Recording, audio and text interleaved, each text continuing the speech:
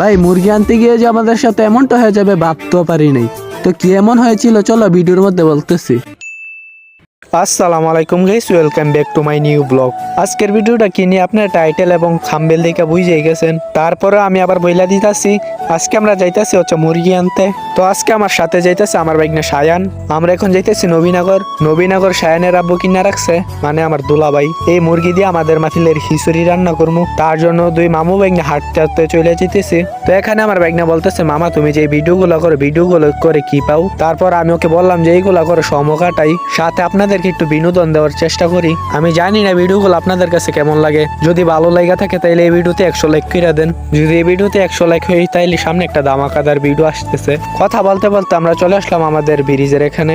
আইসা দেখি যে রাস্তার মধ্যে একটা গাড়িও নাই। আমাদের কপালটাই খারাপ, যাওয়ার জন্য একটু হাতা করতেছিলাম, এখানে একটু লেট হইতেছে। এখানে একটু অপেক্ষা করার পর একটা গাড়ি আসলো। তো আমরা সেই গাড়ির মধ্যে উঠে পড়লাম। গাড়ির মধ্যে কোনো প্যাসেঞ্জার নাই, আমরা দুইজনই গাড়ি দিয়ে যাইতেছি। আপনাদেরকে একটা জিনিস দেখাই, এই যে এই মাদ্রাসাটা দেখতে পাইতেছেন, এর মধ্যে আমি পড়াশোনা করি। তো আমরা কোনাঘাট আসার পর মামা বলতেছে নবীনগর পর্যন্ত যাবে না। মামা না গেলে তো আর কিছু করার নাই, আমরা অন্য গাড়ি দিয়ে যেতে হবে।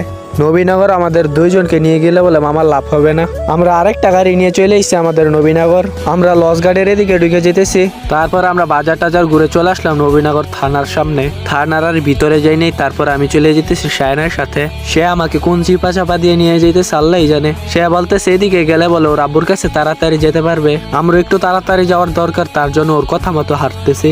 আমরা সব অলিগুলি পার হয়ে চলে আসলাম ইয়ারুসুন ভাইয়ের দোকানে। এই যে আমাদের ইয়ারুসুন ভাই, সে একজন গরুর ডাক্তার। তাদের ব্রাহ্মণবাড়ির একটা ওষুধের ফ্যাক্টরি আছে। সে বলতেছে মুরগি গিয়ে ফার্ম থেকে আনতে হবে।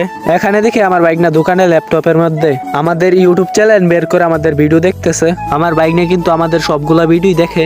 যাই হোক, যাওয়ার পথে আমাদের শিপন কাকার সাথে দেখা হয়ে গেল। ওর সাথে কথা বলে আমরা একটা রিক্সা নিয়ে মুরগির উদ্দেশ্যে রওনা দিলাম। মানে মুরগি আনতে যাইতেছি মুরগির ফার্মের এখানে। যাওয়ার সময় রাস্তার সামনে দেখতে পেলাম যে সিঙ্গারা বেচতেছে। আমরা রিক্সা থেকে নাইমা চলে যেতেছি সিঙ্গারার দোকানের এখানে। এখানে প্রায় অনেক কিছুই আছে, তো আমরা সিঙ্গারা খামু। তার জন্য আমি একটা সিঙ্গারার মধ্যে একটু সস নিয়ে নিলাম। ভাই সস দা সিঙ্গারা খেতে কিন্তু সেই লাগে। যাই হোক, খাওয়া দাওয়া শেষ করে চলে আসলাম আমাদের মুরগির ফার্মের এখানে। এখানে প্রায় অনেক মুরগি আছে। আমরা যতগুলা প্রয়োজন আমরা অতগুলা নাইপা নিছি।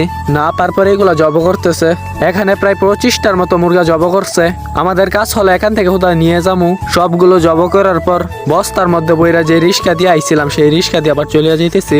আজকের ভিডিওটা অনেক বড় হয়ে গেছে, আমি আর বাড়াতে চাই না। আমি আবার বলে দিতেছি, ভিডিওটা ভালো লাগলে লাইক কমেন্ট শেয়ার করে দিবেন। এতক্ষণ দেখার জন্য ধন্যবাদ সবাইকে। আল্লাহ হাফেজ।